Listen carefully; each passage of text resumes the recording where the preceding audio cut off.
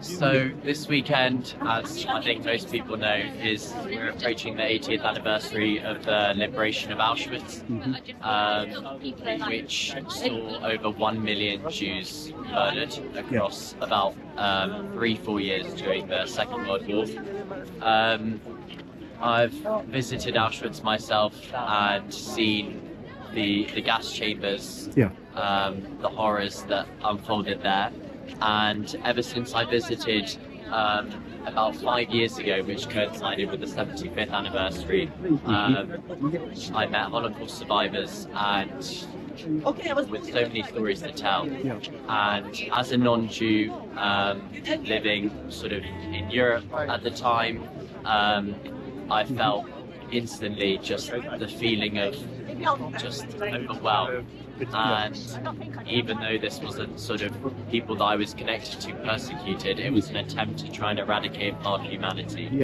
And you know, living in England when sort of October the 7th happened, and in the last sort of 15 and 16 months, seeing the Jewish community under attack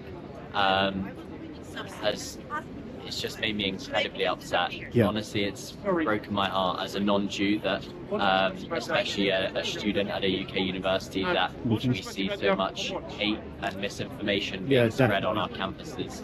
And having spoken to many of my classmates and my peers, one or two of them are here today, it was, you know, just insane hearing the stories and people say to each other. And I think it's important, approaching the 80th anniversary, that all of us come here not only to remember the Holocaust, but to inform the public of what a genocide looks like. 6 million, we're talking 6 million people gassed and tortured and made to work for 4 years during the Second World War, and to almost complete extermination in some countries in Europe. And seeing Jews under attack, I think, for many of us in the non-Jewish community, has sparked outrage as well. That's why sort of Mark has done what he's done, and that's why many of us Christians, many of us have done what we've decided to do. And it's so important for us to be here today, really, and to stand with Israel and to make sure the public is aware of Holocaust remembrance.